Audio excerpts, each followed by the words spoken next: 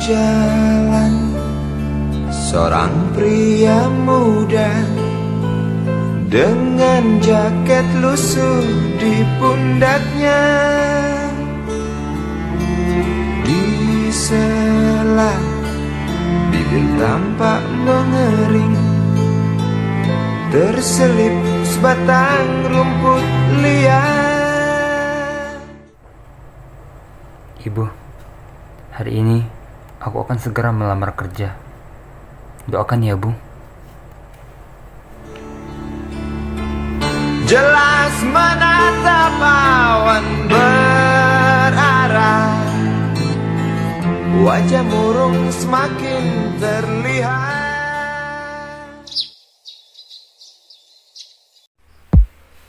Oke, selanjutnya ke anak lain. Oh, ini anak dengan CV terbaik ini. Lah kok gini? Kenapa surat lamar pekerjaan yang beradul kayak gini? Astagfirullahaladzim. Sayang benar lah, padahal CV-nya yang terbaik dari seluruh yang lain-lain. Tapi kalau surat lamarannya aja kayak gini, kayak mana kesiapannya nanti? Sudah, nanti kita panggil aja lah.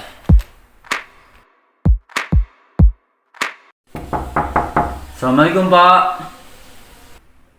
Waalaikumsalam, silakan masuk.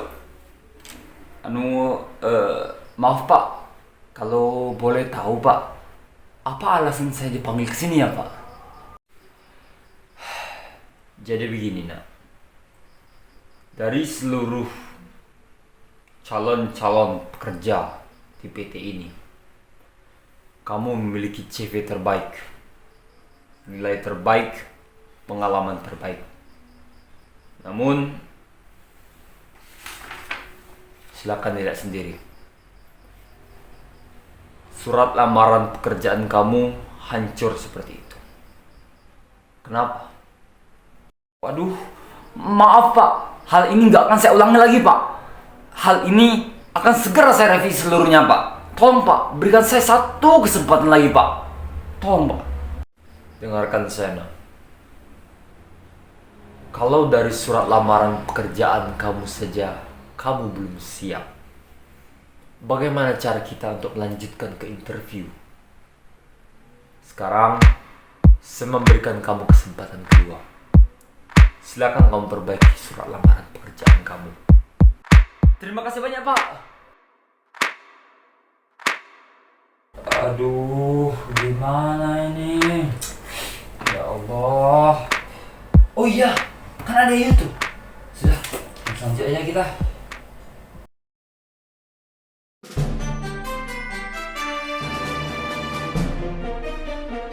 Pengertian surat lamaran pekerjaan.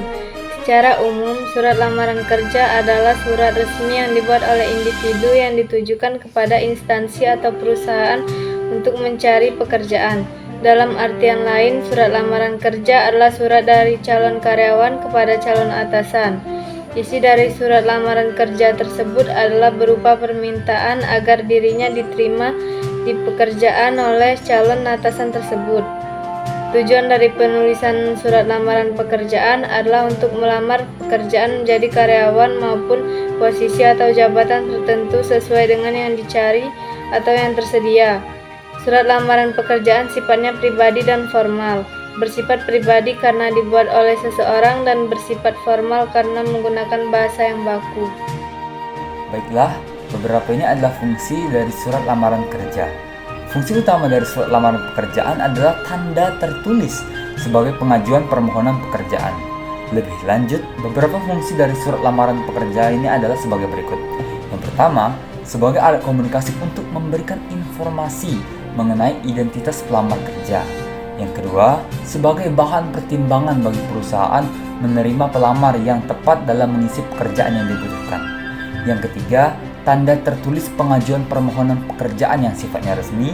Yang keempat, sebagai bukti historis pelamar yang melamar pekerjaan tersebut. Serta yang kelima adalah sebagai salah satu bentuk pedoman kerja.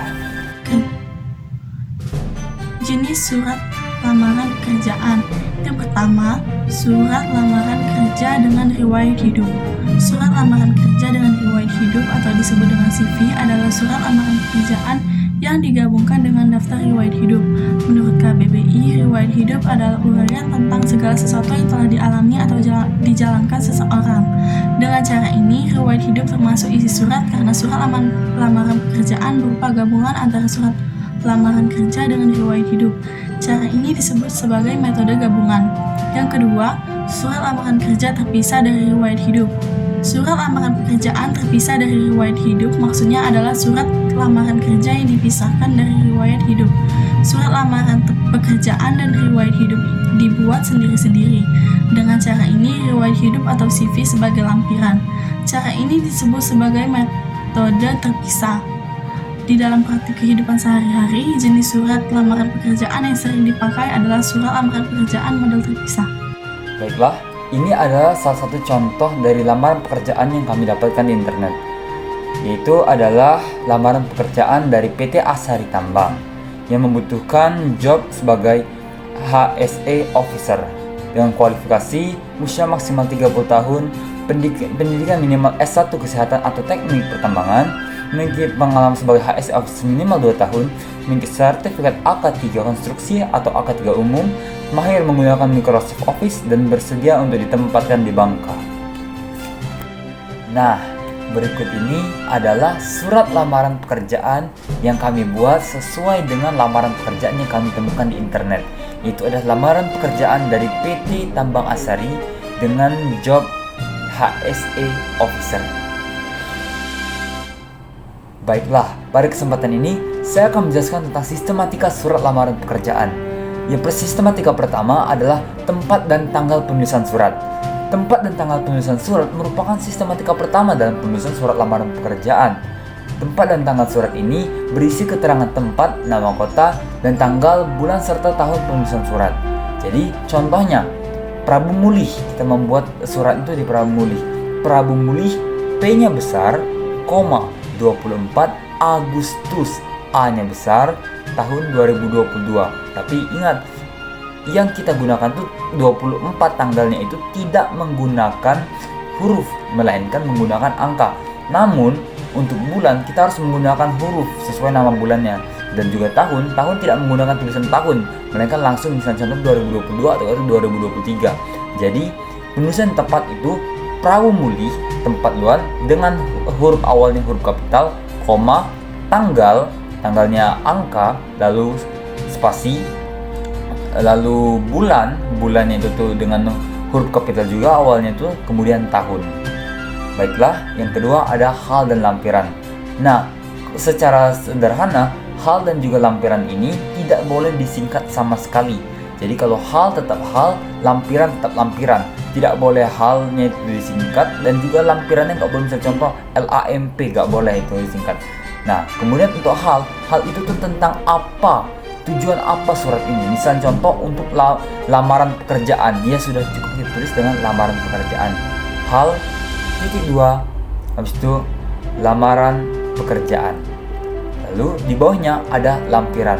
Lampiran itu sesuai, kita bisa menulisnya itu misal contoh satu berkas dengan menggunakan huruf ya, bukan menggunakan angka.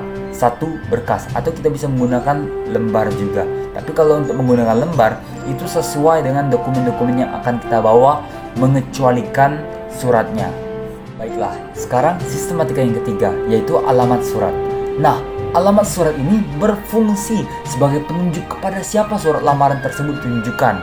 Kemudian, penulisan alamat surat tidak menggunakan kata kepada, lalu tidak menggunakan panggilan bapak atau ibu, lalu dan diusahakan tidak lebih dari 3 baris. Contohnya, yang terhormat pimpinan PT Tambang Asari, Jalan Jenderal Ahmad Yani nomor 12, Bangka. Itu contoh dari penggunaan alamat surat. Kenapa tidak menggunakan kata kepada? Karena kepada sudah dituliskan di luar surat ini, yaitu di amplopnya. Lalu kita lanjut ke sistematika yang keempat, yaitu adalah salam pembuka. Salam pembuka merupakan sistematika surat lamaran setelah alamat surat. Salam pembuka bertujuan sebagai penghormatan terhadap pihak yang dituju. penulisan salam pembuka adalah penggunaan kata dengan hormat, koma, di awal dengan huruf kapital dan diakhiri dengan koma. Jadi tulisan itu dengan hormat, koma. D-nya besar, dengan hormatnya biasa saja, lalu setelah hormat itu langsung koma. Baiklah, sistematika surat lamaran kerja yang kelima adalah alinea pembuka. Sesuai namanya, alinea pembuka itu berfungsi sebagai pengantar paragraf sebelum isi dari surat lamaran. Alinea pembuka biasanya berisi penjelasan di mana pelamar mendapat berita lamaran, alasan pembuatan surat, penyampaian lowongan yang diminati pelamar. Dalam alinea pembuka, biasanya terdapat 4 sumber yang menemukan pekerjaan yang dilamar. Yang pertama ada iklan, ada informasi pribadi, ada rekomendasi sekolah, dan juga ada informasi juga dari teman. Nah, contoh dari dari alinea pembuka itu contoh.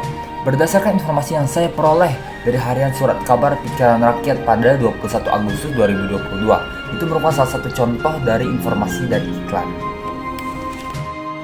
Baiklah, sekarang sistematika yang keenam, yaitu isi. Isi memiliki 3 hal utama. Yang pertama adalah identitas, yang kedua adalah maksud dan tujuan, dan yang ketiga adalah menyatakan lampiran. Nah, untuk identitas itu berisi keterangan nama, tempat tanggal lahir, alamat, pendidikan terakhir, dan lain sebagainya. Dalam menuliskan identitas, itu kita menuliskan keterangannya, dan setiap huruf awal yang kita gunakan itu harus digunakan huruf kecil. Jadi misalnya contoh nama 2 Ahmad Zaki. Nah, kalau untuk nama, N-nya kita menggunakan huruf kecil. Lalu misalnya tempat tanggal lahir, T untuk tempatnya kita juga gunakan huruf kecil. Lalu lanjut ke B, maksud dan tujuan.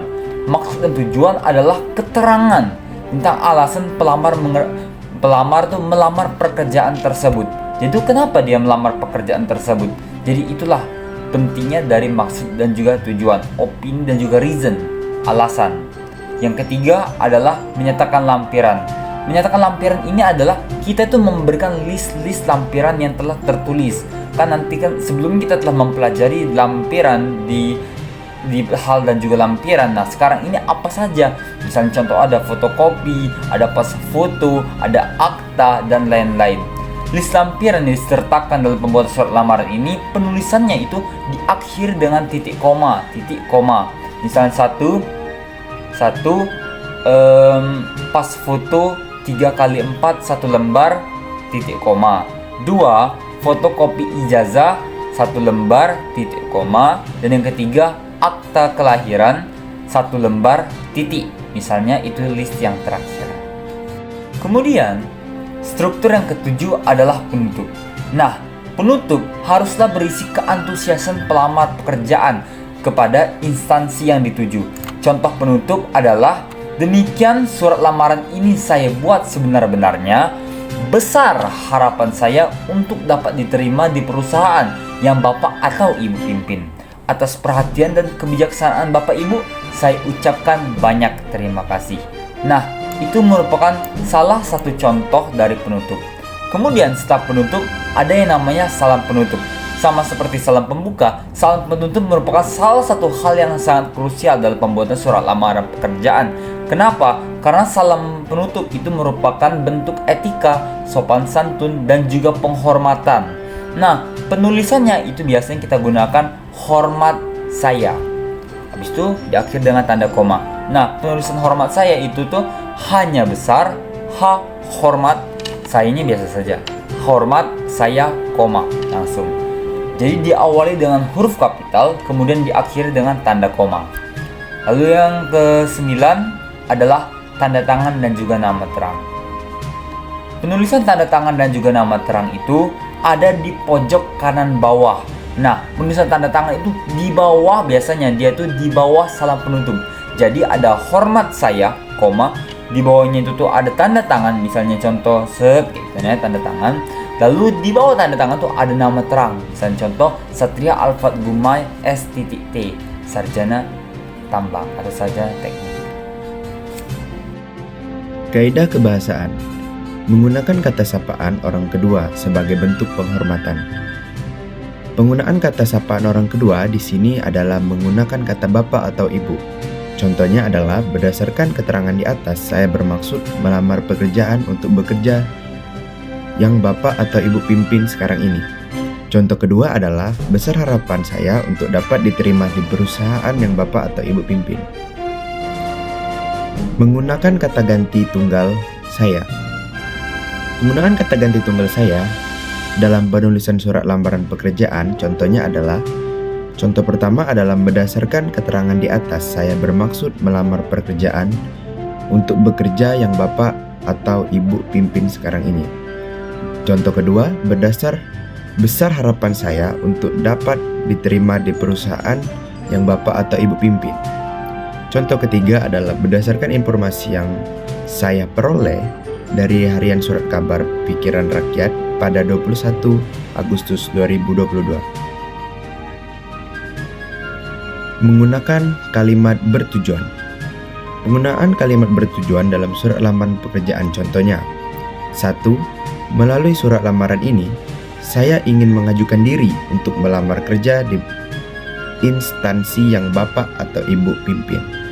Contoh kedua adalah berdasarkan keterangan di atas, saya bermaksud melamar pekerjaan untuk bekerja yang bapak atau ibu pimpin sekarang ini. Kaidah kebahasaan menggunakan kalimat persuasif atau pengharapan. Pada bagian penutup biasanya berisi pengharapan untuk dapat diterima. Contohnya, besar harapan saya untuk dapat diterima di perusahaan yang bapak atau ibu pimpin. Atas perhatian dan kebijaksanaan bapak atau ibu, saya ucapkan banyak terima kasih. Sedangkan untuk kaidah kebahasaan menggunakan kalimat pemerincian, pada bagian perkenalan diri biasanya ditandai dengan kalimat pemerincian. Contoh, sebagai pertimbangan, saya lampirkan fotokopi KTP 1 lembar, pas foto 1 lembar, dan akta lahir 1 lembar. Kalimat pemerincian menggunakan tanda titik 2. Baiklah, langkah-langkah menyusun surat lamaran pekerjaan. Terdapat 5 langkah.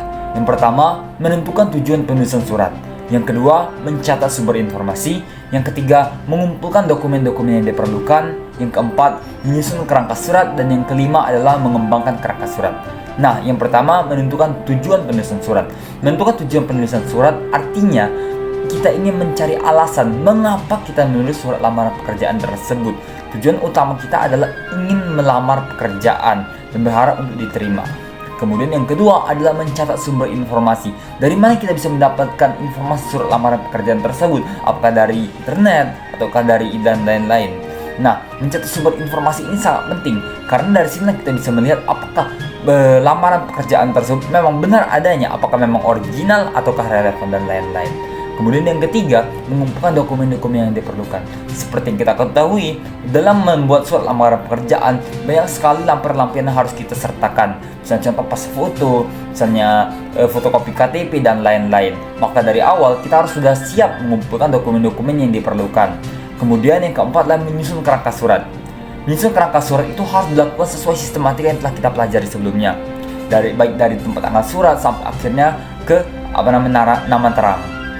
Nah, itu harus disusun dari awal sampai akhir sesuai dengan sistematikanya. Kemudian yang kelima adalah mengembangkan kerangka surat. Bila kita telah memiliki seluruh data yang kita miliki dan juga kita yakin akan alasan kita, maka langkah terakhir yang harus kita lakukan adalah mengembangkan kerangka surat dengan memperhatikan seluruh kaidah-kaidah yang telah dipelajari sebelumnya. Mungkin hanya itu, kami ucapkan terima kasih banyak. Memang luar biasa anak-anak zaman-zaman sekarang. Video pembelajaran saja sudah mudah diakses di YouTube. Alhamdulillah, sudah selesai surat lamaran pekerjaan saya. Semoga surat lamaran pekerjaan saya yang sudah saya revisi ini dapat diterima dengan baik oleh pemimpin saya nanti. Amin. Assalamualaikum Pak. Waalaikumsalam. Silakan duduk. Izin Pak, kalau boleh tahu kenapa Pak ya saya dipanggil lagi ke sini Pak? Hari ini kamu sudah duduk di hadapan saya lagi, di tempat yang sama seperti kemarin. Namun yang membedakannya adalah apa yang akan saya ucapkan kepada kamu. Selamat. Beberapa hari yang lalu, kamu telah mengirimkan saya surat lamaran pekerjaan yang telah kamu revisi. Hasilnya sangat memuaskan. Saya bangga dan saya sangat menghargai effort kamu. Maka dari itu, nak, saya mengucapkan selamat sekali. Kenapa? Karena dari hal-hal seperti inilah kita bisa melihat kesiapan orang. Apakah dia sudah siap untuk menjadi suatu bagian dari perusahaan atau tidak. Sekali lagi saya ucapkan selamat. Terima kasih banyak, Pak. Fill me out with a flame.